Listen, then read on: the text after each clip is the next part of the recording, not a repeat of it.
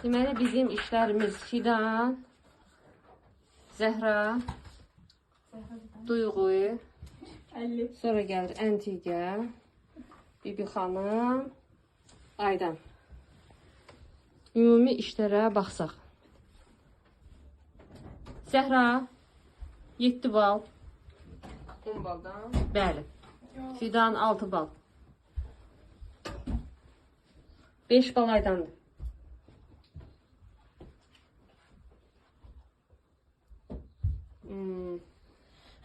4 Əntiqədir. 3 Duyğudur, 2 Bibi xanımdır.